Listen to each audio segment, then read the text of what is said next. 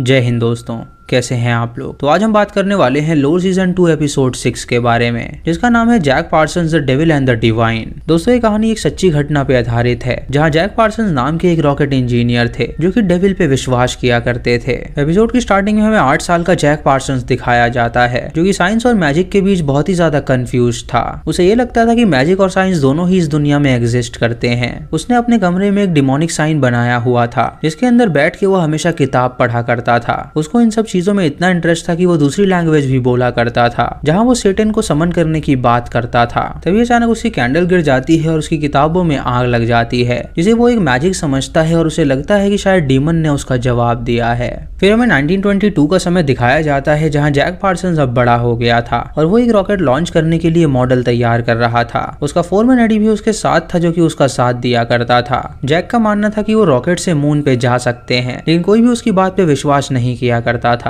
जब वो उस मॉडल रॉकेट को लॉन्च करता है तो रॉकेट आसमान में ऊपर चला जाता है, जिसे देख के उसका फोरमैन और उसका साथी हैरान हो जाते हैं और उन्हें इस बात पे यकीन हो जाता है कि वो लोग स्टार पे जा सकते हैं। उनके साथ जो आदमी खड़ा था उसका नाम फ्रैंक था और वो एक साइंटिस्ट था जो कि गवर्नमेंट के लिए काम किया करता था। उसका ये करिश्मा देख के उसने जैक और एडी को काम पे रख लिया था और उनको मौका दिया था रॉकेट लॉन्च करने का। उन लोगों को काम करते हुए 12 साल बीत गए, लेकिन तब भी वो रॉकेट लॉन्च नहीं कर पाए थे। एडी ने जैक से कहा कि अब उन्हें गिव अप कर देना चाहिए, लेकिन जैक ने कहा कि वो आखिरी बार ट्राई करना चाहता है। उसने रॉकेट के आगे जाके डीमन को समन करने की बात कही और वो अलग लैंग्वेज में कुछ चैंटिंग कर रहा था। वो उनसे कहता है कि अब वो देखे कि ये रॉकेट कैसे उड़ता है, और जब वो उस रॉकेट का बटन दबाता है तो वो रॉकेट आसमान में उड़ने लगता है, लेकिन बीच में जाके वो ब्लास्ट हो जाता है, जहाँ पे जैक को एक लाल पदार्थ नजर आता है और उसे लगने लगता है कि शायद कोई डीमन उससे कांटेक्ट करना चाहती है। वो अपने साथियों से पूछता है क्या उन्हें लाल पदार्थ नजर आया, तो वो लोग कहते हैं कि आसमान में वैसा कुछ भी नहीं था। जैक सोचने लगता है कि आखिर उसने आसमान में क्या देखा, और वो अपने तब की बात याद करता है जब वो 8 साल का हुआ करता था। उसे याद आता है कि वो साइंस फिक्शन बुक से काफी ज्यादा इंस्पायर्ड था, लेकिन उसकी जिंदगी में कोई एक चीज मिसिंग थी, जिसकी वजह से वो डीमन तक नहीं पहुंच पा रहा था।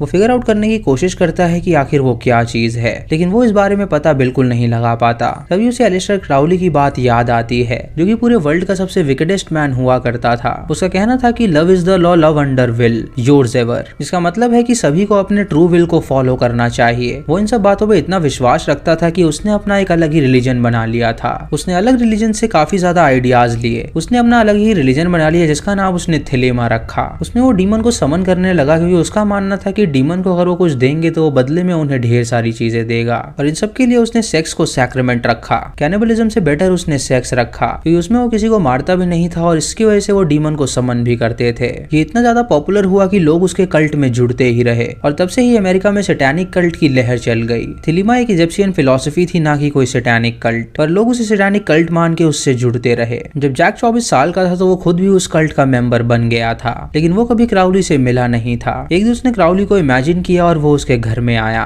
जहाँ उसने क्राउली से पूछा कि वो रॉकेट लॉन्च करना चाहता है और उसकी लाइफ में क्या मिसिंग है। तो क्राउली ने उसे बताया उसकी लाइफ में सिर्फ एक चीज मिसिंग है, और वो है उसकी एंजल। उसकी बात सुन के जैक वापस उस डिजर्ट में गया जहाँ पे वो रॉकेट लॉन्च करता था, और निवस्त होकर उसने एक सैटेनिक साइन बनाया और कैंडल जला के वो डीमन की पूजा करने लगा। तभी उसे वहां पे कुछ एहसास हुआ और अपने सामने उसने एक दृश्य देखा, जहाँ पे उसने एक डीमन की तस्वीर बनते हुए देखी, जिसे देख के वो हैरान हो गया। उस तस्वीर के अंदर से लाल लाइट नजर आ रही थी, जिसे देख के वो हैरान हो गया और वहीं पे बेहोश हो गया। इस बात को 10 साल बीत गए और तब भी वो रॉकेट लॉन्च नहीं कर पाया था, जिसकी वजह से फ्रैंक ने उसे और उसके फोरमैन को जॉब से बाहर निकाल दिया। रात को वो अपने रूम में गया और खूब दारू पी। तभी उससे मिलने मार्जरी नाम की एक लड़की आई, जिसे उसके दोस्त ने उसे वहाँ पे भेजा था। मार्जरी वहाँ पे काम करने आई थी और उसको वहाँ पे कोई रूम नहीं मिल रहा था, तो उसके दोस्त ने उससे कहा था कि वो पार्सन के पास जाके रह सकती है, क्योंकि वो एक अच्छा इंसान है और वो आर्टिस्ट की कदर करता है। मार्जरी जब पार्सन से मिलती है तो वो उससे कहता है कि वो यहाँ से चली जाए, उसे उसमें कोई इंटरेस्ट नहीं है और वो रूम शेयर नहीं कर सकता। ये सुन के मार्जरी उससे कहती है कि वो एक आर्टिस्ट है और उसे अपनी बुक भी देती है, लेकिन पार्सन उसकी नहीं सुनता और उसे वहाँ से जाने के लिए कहता है। मार्जरी उससे कहती है कि उसे लगता था कि वो एक अच्छा इंसान है, लेकिन वो बहुत ही बेकार इंसान है और वो उसे अपनी शक्ल दोबारा ना दिखाए। ये कह के वो वहाँ से जाने लगती है। तभी वो मार्जरी की स्केचबुक खोलता है, जहाँ पे उसे डीमन की तस्वीर नजर आती है, जिसे देख के वो समझ जाता है कि डीमन ने मार्जरी को उसके पास भेजा है ताकि वो उसकी एंजल बन सके और उसके साथ रह सके, जिससे वो जो अचीव करना चाहता है वो अचीव कर लेगा। वो तुरंत मार्जरी के पास जाके उससे माफी मांगता है और उससे कहता है कि वो दोनों रूम शेयर कर सकते हैं। ये सुन के मार्जरी उसे माफ कर देती है और उन दोनों को एक दूसरे से प्यार हो जाता है। जैक के मुताबिक मार्जरी सिर्फ उसका एक टूल टूल थी ताकि वो अपने लक्ष्य तक पहुंच सके। लेकिन मार्जरी उससे सच में प्यार किया करती थी और वो इस बात से अनजान थी कि वो उसे सिर्फ म्यूज समझता है। एक दिन मार्जरी उसकी सारी रिसर्च देखती है और उससे पूछती है कि आखिर वो मैजिक में इतना बिलीव क्यों करता है। तो वो उसे बताता है कि मैजिक के बिना वो अधूरा है और उसका मानना है कि इस दुनिया में जो भी हो रहा है वो डीमन ही करवाता है, इसीलिए वो डीमन पे विश्वास रखता है और उसका मानना है कि वो रॉकेट भी उसी की वजह से लॉन्च करेगा। वो उसे ये भी कहता है कि डीमन ने उसे उसके पास भेजा है एज अ टूल ताकि वो अपने लक्ष्य तक पहुंच सके। ये सुन के मार्जरी को बहुत बुरा लगता है लेकिन वो उसे नहीं छोड़ती। वो उससे कहती है कि वो उसकी दुनिया देखना चाहती है तो वो उसे अपनी दुनिया दिखाए। जैक उसे बताता है कि वो अक्सर अपने सपनों में क्या देखता है। वो कहता है कि वो एक कल्ट का मेंबर है और वो सभी लोगों को खून से लथपथ डिश खिलाता है जिससे कि डीमन उनके और भी करीब आ जाएगा और वो सारी चीजें पा सकेंगे जो वो चाहते हैं। मार्जरी सुन के बहुत ही डर जाती है और जैक से कहती है कि वो उसे हमेशा के लिए छोड़ के जा रही है। जैक उससे कहता है कि अगर वो ऐसा करेगी तो वो फेल हो जाएगा। तो वो उससे कहती है कि वो उसका प्यार है ना कि उसका टूल और उसने उसके डीमन को देखा है जो कि उसे पूरी तरह खा सकता है। जैक उससे पूछता है कि आखिर उसने डीमन को कहाँ पे देखा। तो वो उसे उसकी तस्वीर दिखाती है और उससे कहती है कि वो हमेशा इन सब में ही खोया रहता है जबकि असली जिंदगी में मैजिक एग्जिस्ट करता ही नहीं है। जैक उसे बहुत रोकने की कोशिश करता है लेकिन वो नहीं रुकती और वहां से चली जाती है। उसके जाने के बाद जैक बहुत दारू पीने लगता है और वो पागल सा हो गया था। तभी उसे अपने एम के बारे में याद आता है और वो अपनी एक पुरानी किताब निकालता है जो कि उसने तब बनाई थी जब वो 8 साल का था। उस किताब में एंड में एक लड़की बनी हुई थी जो कि लाल रंग से रंगी हुई थी